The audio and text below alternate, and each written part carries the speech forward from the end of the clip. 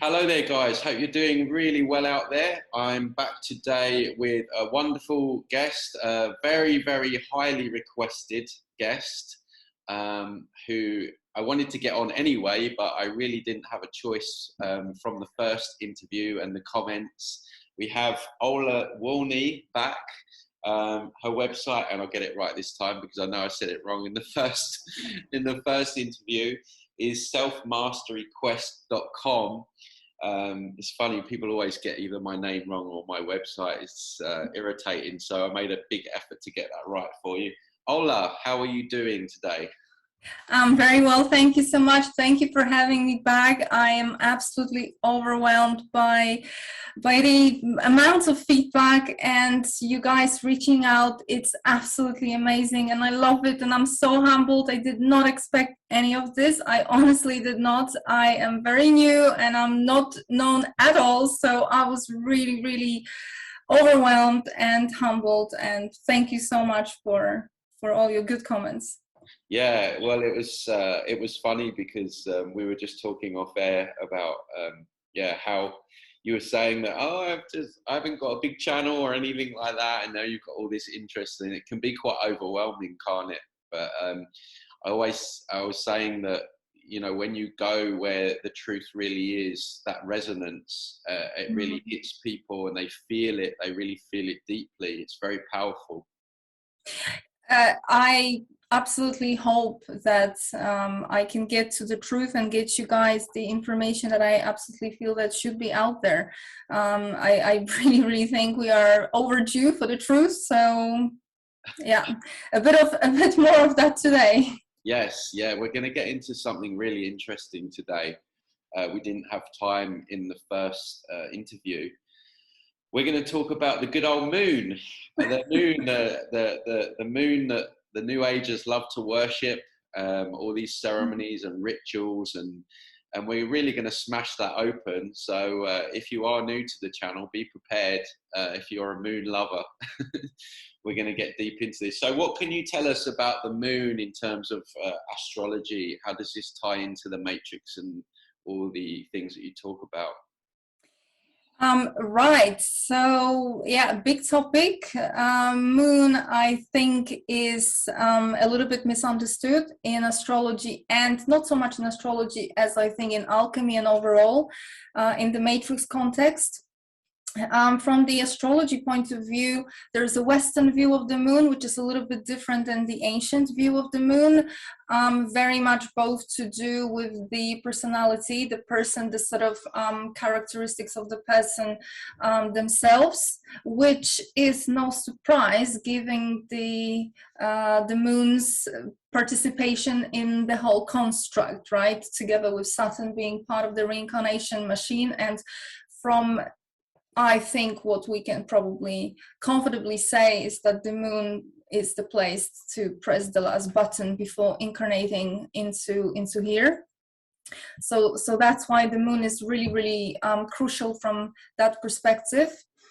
And obviously the cult of the moon, which comes very handy in the matrix, and it's wrapped in a very I would say clever way, especially for women, and I'm sorry to upset anybody, but gotta be said.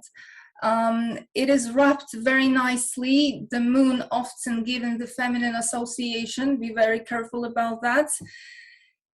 The moon sold as the planet to do with the emotions, with love, with fertility, and obviously there is a lot of sources that will try to argue for that, such as the pregnancy being connected to so many cycles of the moon, right? 10 cycles of the moon. We have the full duration of the pregnancy.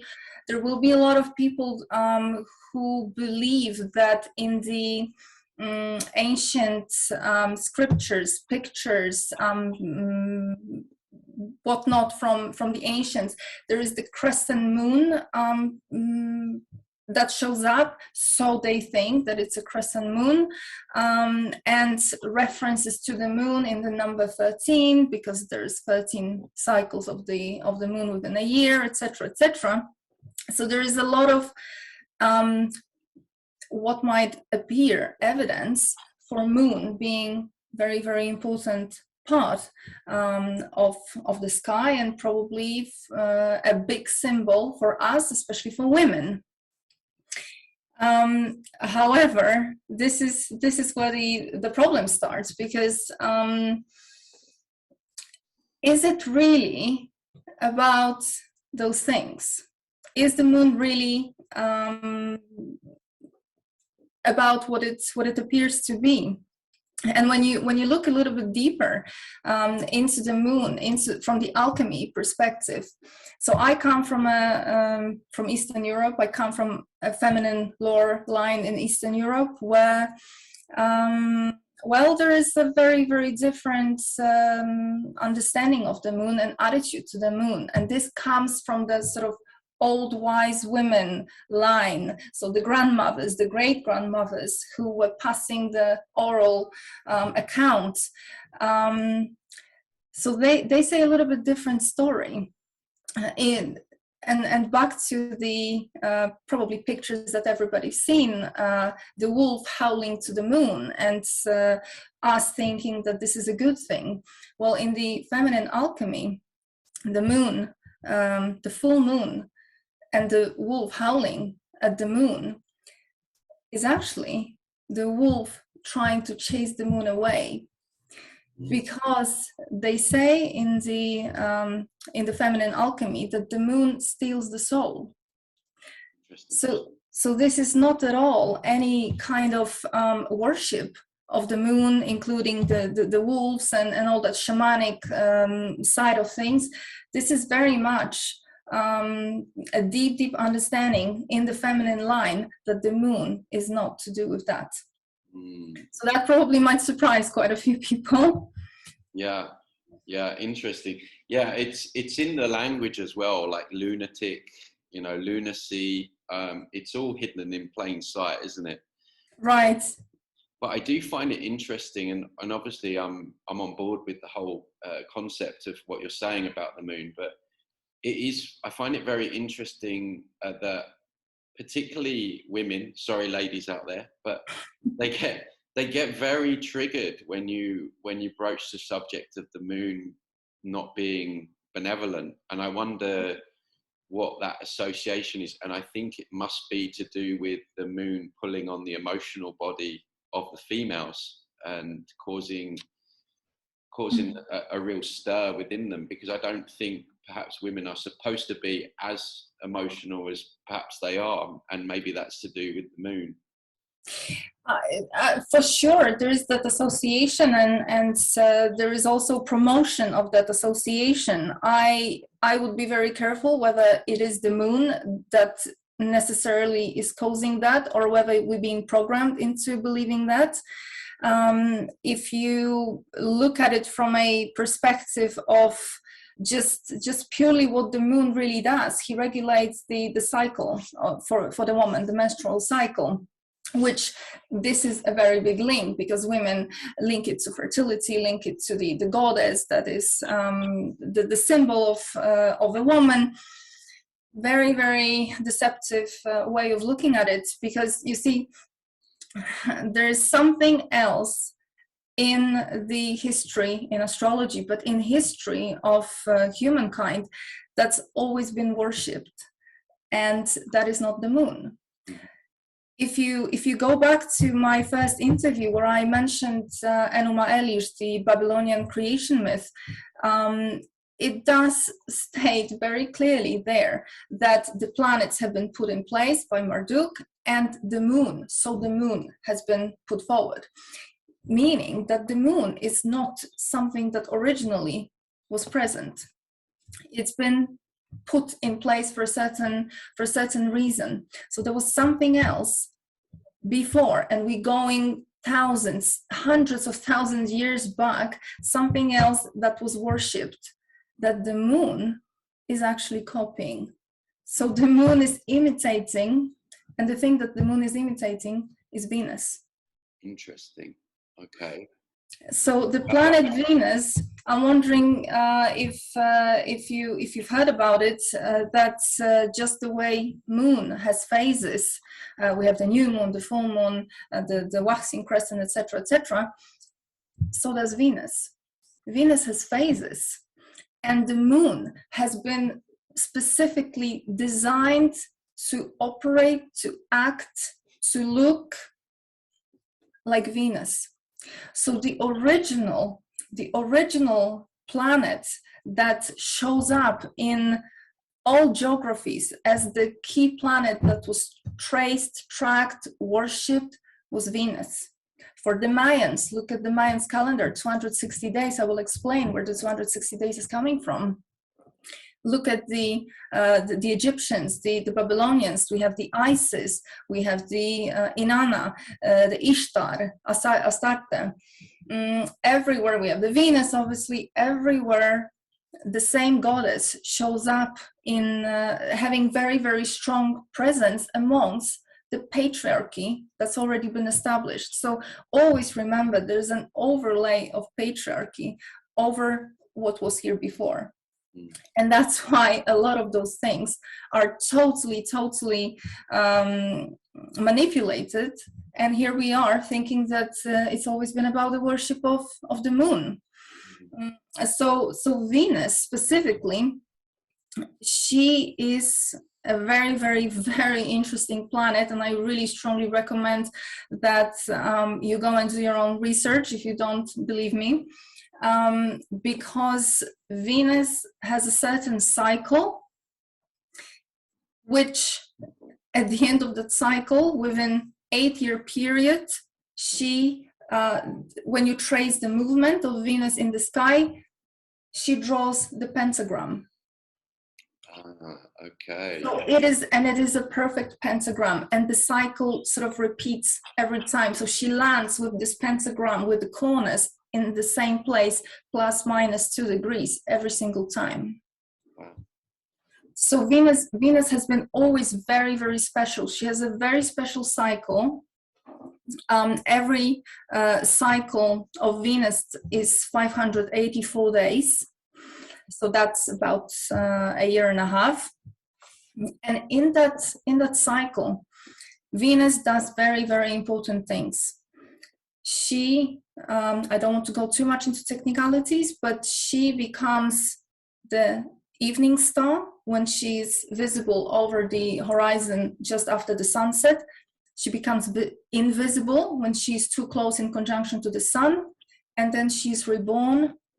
She becomes the morning star when she shows up on the other side. Why am I talking about it?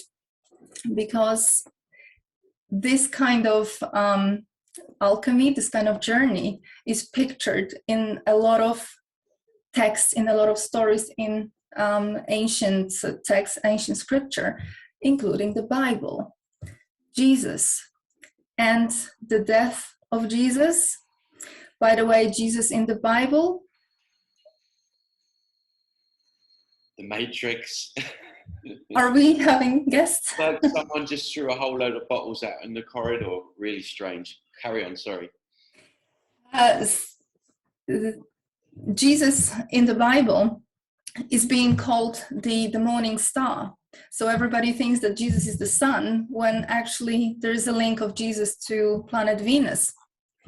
And the whole alchemical process of Jesus' death.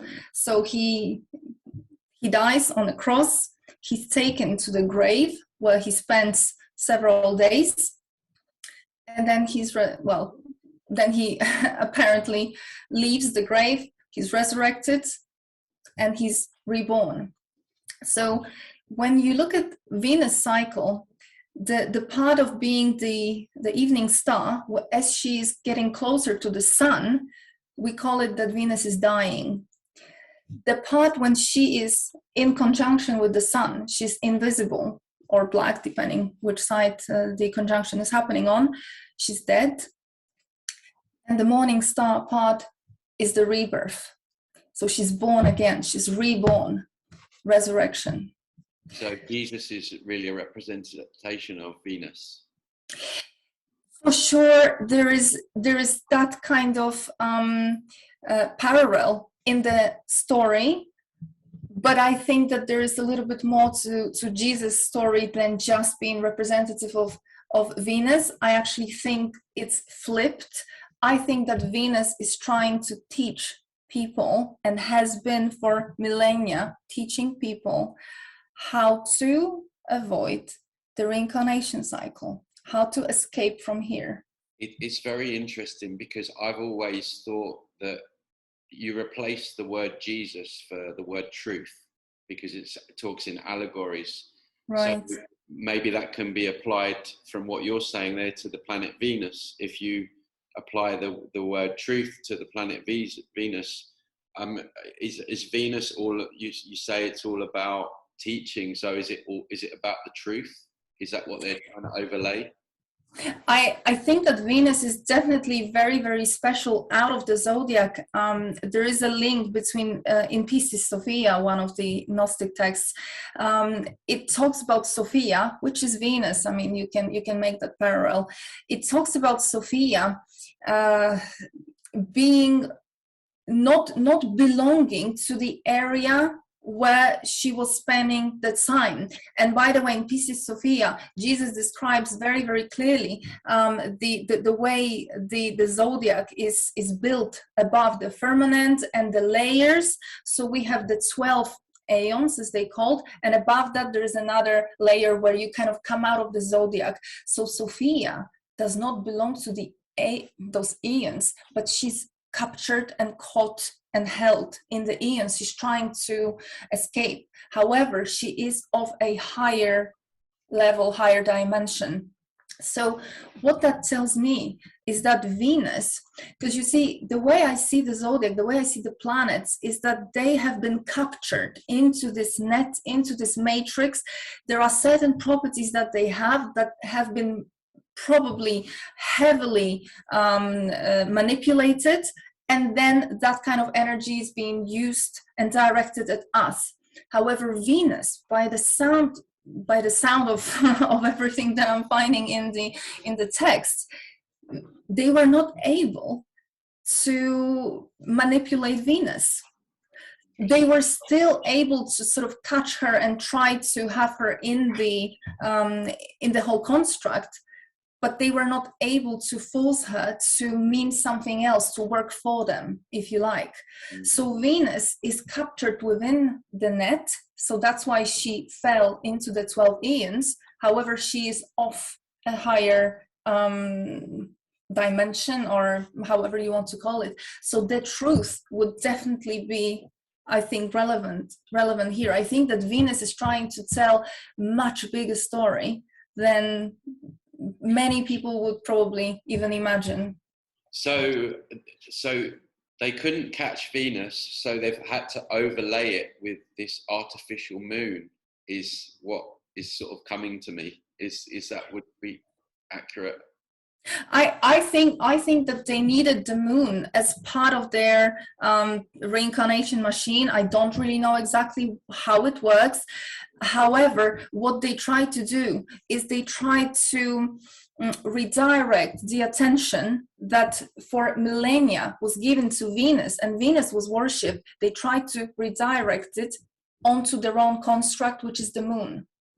So then you have people who were following for millennia Venus, and probably knowing exactly how to escape from here, or how to Venus actually talks about immortality. You see, there's something very, very special about Venus, the sacred number 13, which of course it's ascribed to the moon because it's 13 cycles, but it is Venus number from the beginning. It's Venus that for every 8 years, Venus circles the Earth 13 times. So that's this ratio there. Number 13, if you look into the tarot, is the card of death, transformation. Interesting.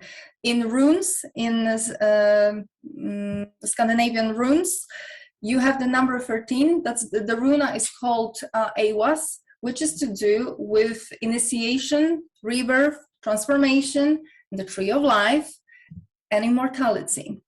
So there is a very interesting link to the number 13, which also is a very, very much Venus connected number that talks to us about something more to this life, about immortality, about some initiation. What kind of initiation are we talking about?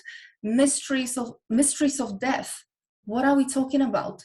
What we're talking about is the journey of Venus from the evening star through death to morning star, which is, for example, described very well in the myth of Inanna descent to the underworld. Very misunderstood myth. What is really Inanna descent to the underworld? I believe that this is really the way to get out of the reincarnation loop. So instead of going up, when you die, you go down. And when you look at Jesus, right, when he was taken off the cross, allegedly dead, he was taken to the cave, to the grave, to the womb of the earth. He was taken inside, down. He wasn't going up yet. He was taken first down. You think that should mean to go within? Well, I think it's more than going within, because when you die, there is within, yes, because there is a portal within us. Yeah. But then what? And through that portal, and then what? And I believe that, you see, every culture has this view or connotation to the tree of life, whether that be through the Kabbalah or whether that be the tree of life in the Norse mythology. There is the tree, the Mayans, everybody has the tree. What is the tree? And the tree always goes into obviously the roots are in the underworld and the branches are in the upper world. So there's some kind of journey which happens down the tree of life first in order to go up. Mm-hmm. So there's an alchemical process that needs to happen. In my eyes, it describes the way out of here. First, go down the tree of life, down inside the earth, because everybody seems to be going down, whether that be into the cave, whether Inanna descend to the underworld. So nobody's going up first. So when we die, we're told go to the light. Nobody's going to the light. They first go down. And only then, after 3 days, Jesus is the grave is empty, and they find that Jesus is resurrected. So, and only then, after that, he ascends up, not straight away. Did he end up in the new earth? Pardon? Did he end up in the new earth? Yeah, that's another story. But the ascension process, if you like, it doesn't happen straight away. It happens first through the journey down. So what kind of mystery is hidden from us in the history of Venus, in the history of Inanna, in the story of Isis and Osiris? So, and the attention is redirected onto the moon. And when we worship the moon doesn't have that kind of story. The moon has the resemblance. Yeah. It's interesting talking about, so, you know, obviously when you're talking about the quote unquote elite, they obviously worship Saturn, but so they don't like Venus at all then, presumably. I think that they are afraid of Venus because Venus is that's the feminine energy to begin with. It's the woman's energy. It's the energy of birthing, and they know very well because every single ancient text, when you really look into it, it does start, the birth starts with the feminine energy. The god is masculine, but they know very well that actually the actual birth requires the feminine. So yes, they worship Saturn, and that's to do also with the fact that this is how this construct is made up. But I think that the really, really important message for us is that for millennia, the people like us, they were looking at Venus. They were looking very specifically at Venus cycles. The amount of time that Venus spends in the morning phase and the evening phase, it's around 263 days, which is the length of the Mayan calendar. Right, the 260 days. There's a lot, and 260 days is actually the length of pregnancy if you calculate from the day of conception. Interesting. So it is Venus that is to do with fertility. That's why all these goddesses, Isis, Inanna, Ishtar, they were goddesses of fertility. They were the original Venus. This is just the different name in different geography for Venus. That's why Venus is fertility. Yeah. That's why Venus holds the mysteries of life and death. There is a wisdom inherent to Venus that I believe there is a lot effort being right now put in to redirect our attention away from that onto the moon. What happens when we worship the moon? Where is the energy going? Yeah, exactly right. It's hard. Where they want. Yeah. It's going back into the matrix. Exactly. Yeah. Exactly. And if you think about the moon, even me, as a woman, you might be surprised. Maybe this is a bit controversial, but there's a lot of accounts, and again back to the alchemy. Back in the day, women were not having the cycles the way they do right now, which is the monthly kind of availability to produce another child or a slave to the matrix. Yeah. They actually could regulate it themselves, meaning there was no issue of unwanted children, unwanted pregnancies. When a woman wanted to have a child with the man, there was an alchemical process, and then she would basically decide. She would work with her body to decide when to make that happen. Right now, we have no control. Yeah. And actually, as late as the 70s, I think, of 40, 50 years ago, there was still some women in some world locations that were still able to do it. They were still able to have that control themselves. But right now, what did the moon do? And of course, this is not something that happened in the last 50 years. This has been going on for thousands of years. But women have been, they've lost that ability to have that control. So right now, we are available every month to produce a child. Yeah. So what does it reduce us to? Yeah, kind of like slaves, yeah? Absolutely. I've always thought it was weird that the monthly menstrual cycles, and very traumatic, like for 2 weeks out of a month, you're feeling rough and, stomach aches, and it just, I always thought that doesn't seem right. And I guess that, again, it's the influence of the moon that's a big part of that. So yeah, it's fascinating. Absolutely, and I mean, this is a very controversial and quite difficult subject, but I think it also needs to be talked about. It's very much to do with alchemy, but the fact that women, that this very special, beautiful time that talks about the power of the feminine, power of creation, the true manifestation. And I'm not talking about children, because children are actually one of the manifestations of this inherent power, but it's been captured and it's been used only for that. And also the association of that time is horrible right now, right? I mean, this is an inconvenient time where a woman should never talk about and never pay any attention, and it's bad, right? It's a taboo. Where actually this is something to do very much with the true power of a woman, and it's been totally flipped on its head, and yeah, the worship has gone to the moon. It's unbelievable, isn't it? The intricacies of this matrix, and what I love about what you talk about is you really break down how it's constructed, and it just brings it all together. It makes a lot of sense. And talking of like capturing planets, that's what they've done with Saturn. Saturn used to be the second sun at some point.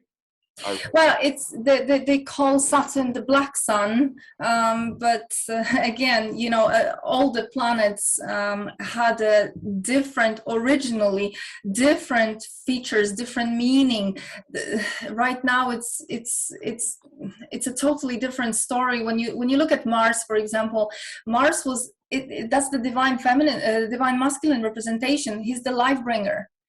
But when you look at the astrology, Mars very often is associated negatively. It's the malefic, right? So what did they do to Mars? What did they do to the masculine? Yeah. It's just all inversions everywhere, isn't it? Exactly. They invert absolutely everything. It's crazy. And I guess without doing whatever they've done, we would be influenced in a far more positive way by these bodies of energy, as I see them. Absolutely, and to be fair, I don't know at this point yet what are the planets, you know, were they here before, you know, before, or were they created? I don't think so. I think they were here before. I think they've been captured and sort of used for the purpose. I mean, Uranus, come on, that's got to be some kind of false planet, like to name it Uranus, or either that, or it's like another wonderful planet, and they've just like bastardized it with this wording. I don't know, something's not right there. Yeah, and they will, you know, they will do that because there is a lot that comes from Babylon, which is to do with the words, and you know, then we need to go into the gematria and how the words are spells, and we are casting spells, we are speaking, and the language has a very, very important meaning. For every word there is a number, so there is that link, and back to the code. Astrology is numbers as well, and numerology is numbers, and words are numbers as well, so everything is underpinned by the numerical, and the numerical is the representation of the wave, and from the physics, right, we have the frequency. So here we are back to energy. However, this is the way they were able to take a hold of all that, and absolutely, you know, the words are very meaningful, and they know the code to those words. We are just using them most of the time unconsciously. It's almost like someone's come in and just hacked the original program and just changed all the binary code to a different computer game, like to a computer game that was basically probably a lot more fun than what this is. Maybe everlasting life and that kind of thing. And someone's just come in and just changed all the coding. And now we've got this like this construct, this entrapment. That seems to be, in layman's terms, what's kind of going on in a very simplistic way. Yeah, I think that you're totally right, and I think that there is definitely a use of AI in the construct. So with a use of some really, really advanced technology, they were able to put this kind of overlay and program it in a way that they wanted, or change the codes or whatever they did there. And this is the result for us. But I also think that you know, it gives you that impression of literally the computer program, right? I mean, it's the kind of binary, but I believe there is the biological element to it. So I don't think it's as simple as probably a holographic universe and that's it. I think there is something more to it. I think we're getting that impression from the fact that this is the AI overlay. So we're interacting, or we're being very much affected by AI, but the biology is still here as well. Yeah, no, it's fascinating. And what I was going to say, so in the last podcast, you spoke about how some of these planets are now coming into certain energies that are going to help us. What about Venus? Is that incorporated into that, being the planet of like truth or wanting to teach? So what I discussed is this triple conjunction, which actually Venus is not exactly part of. However, she's watching that triple conjunction, and we're always getting help from Venus. And by the way, when you're getting told about Venus going retrograde and that being a bad time or some kind of revision time, etc., again, be very careful with the sort of mainstream astrology overlay. Venus going retrograde is an extremely beautiful time. She's not retrograde right now, and she's not going to be for quite a while. However, definitely her energy is always very, very benefic for us. She's considered even bigger benefic than Jupiter, and naturally I would agree with that. And she's always helping. Esoterically speaking, Venus activates, especially when there's this leap to be done for a civilization from sort of certain level to the next level. Venus is always watching those times. So if you have a prominent Venus in your chart or Venus retrograde, these are definitely very, very special energies, and you will be part of the job here. Good. And just touching on retrogrades. I always thought that these were just excuses for people to bypass shit that they needed to deal with. You know, something happened. Oh, it's a retrograde. Oh, you know, this person did me wrong. It's a retrograde. Or so. Is there something in this Mercury retrograde and how bad it's supposed to be in that period, or is this overblown? I mean, I'm gonna be honest, and we had that chat before. I mean, honestly, it's I wouldn't pay attention so much to particularly Mercury retrograde. Mercury goes retrograde about 3 times a year for 3 weeks or so. It's really nothing special, and it gets a lot of fame, and it gets a lot of talking, and it's a good excuse for everything. Mercury retrograde, but honestly, it's so close to the sun. It goes retrograde a lot of times. It's not a major deal. I think it's overblown, and that's really that's not the retrograde that we really need to be looking at. That's not the planet for that. Yeah. And just going back to the moon then, and when you know, this whole worship, would you just put that down to just propaganda down the years of them promoting the moon as something benevolent when it's not? Absolutely, I would say that it's of course it's a propaganda, but it's a very mindful propaganda, in the sense that they have a very, very specific goal with it, which is, you know, redirect energies onto the reincarnation machine, onto part of a big part of a greater mechanism, redirect the energy there, and of course make you know, women worship the wrong thing, follow when they should. Well, I don't think we should be worshipping anything, but at least admiring the true symbol of the divine feminine, which would be Venus. They're now redirecting that energy to the moon. God, everything's so clever what they do. Absolutely. I mean, of course, do not worship anything, not in that sense. However, redirecting it or sort of bringing that deception that it's been always about the moon. It's never been about the moon. It was always about Venus. Venus was very important.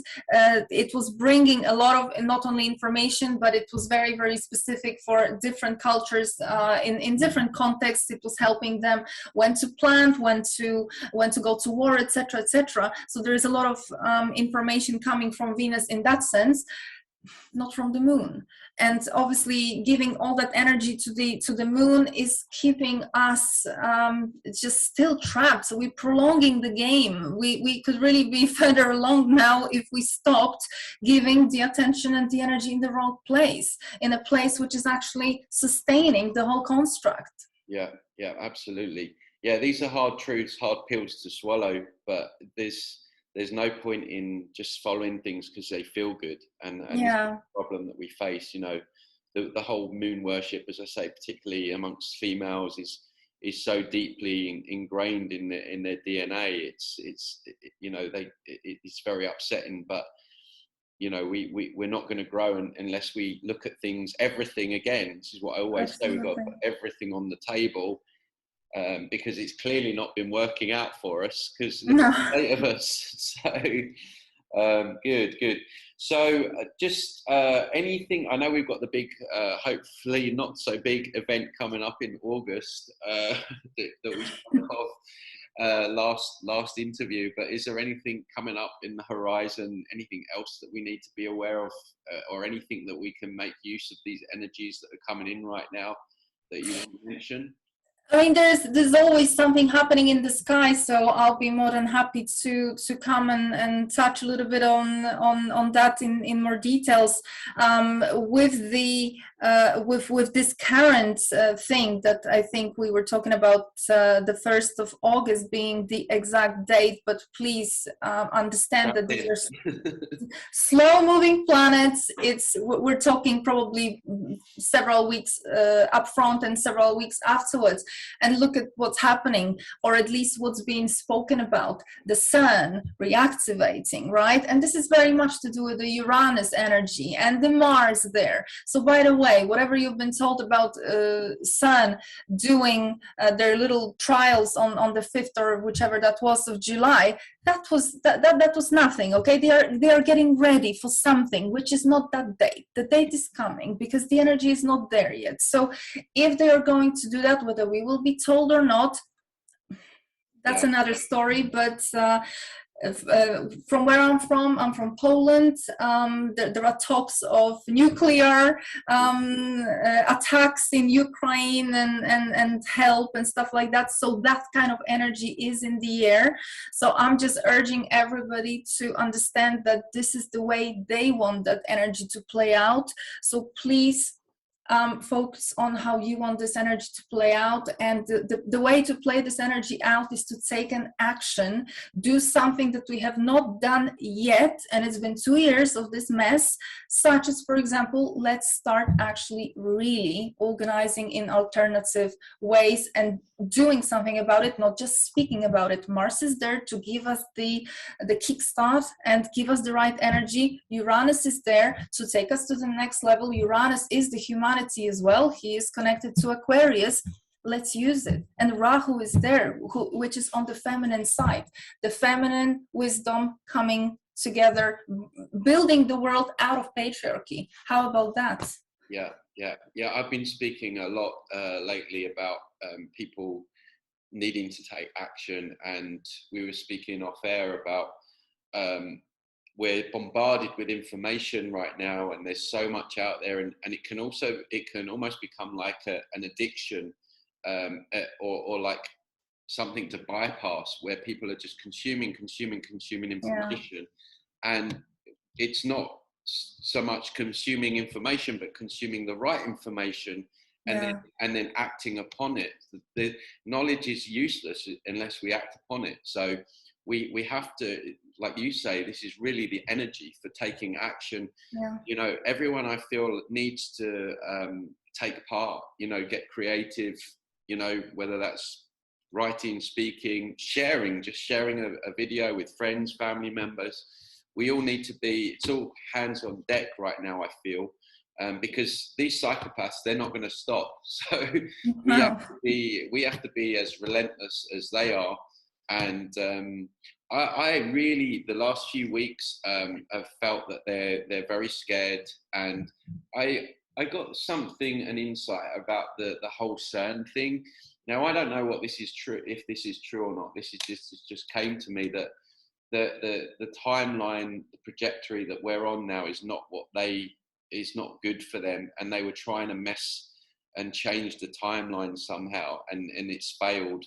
That came to me really strongly. I like I say, that's just what I felt about it. So, but I do know that they are worried. We have to remember our own power, and information like this is really gonna, hopefully set us on the path to freedom. So.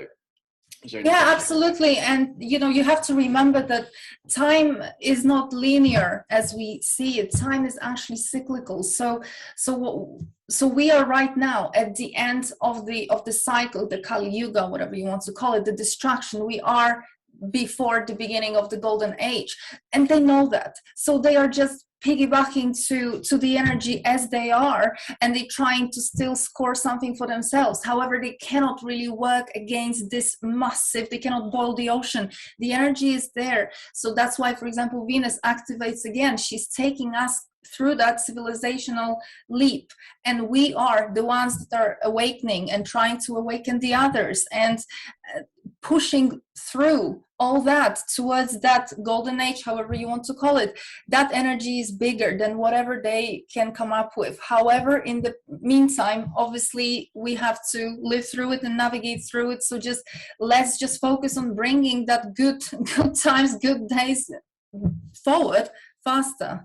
Yeah, I definitely feel like the dam is broken in terms of the truth being out there with social media, and so much of what they're doing now, it's not really having the desired effect. I look on some of these newspaper articles and they're talking of like monkey flu, and all the comments are like, no, just go, we've had enough. Like, celebrity culture is starting to die. There's a lot of work to do. And I think the real key thing now, and this is where a lot of my work is directed, and what you're doing ties in greatly with this, is that we gotta get people on the right track and out of the false awakening, like the New Age movement, the QAnon. We've got to get these people on board with real sovereignty, and really becoming who and what we truly were always were, powerful, wonderful, creative beings. And you're very much part of that, Ola. So thank you for coming on today. Where can people find you? They can find me via my website, selfmasteryquest.com. They can find me through Facebook if they look very well, because I have two names on Facebook, but it gives a link to Self-Mastery, so you'll be able to get me there. Good. Well, thanks for coming on. We'll definitely get you on again for an update, and fascinating chat. Have a great rest of your day, or whatever time it is there now. You're right up in the North Pole somewhere, so yeah, the day never ends these days. Yeah, I couldn't live up there. My God, I would freeze to death. Yeah, there is some of that. But yeah, lovely to speak to you, and we'll see you again soon. Thank you so much. Thank you, guys.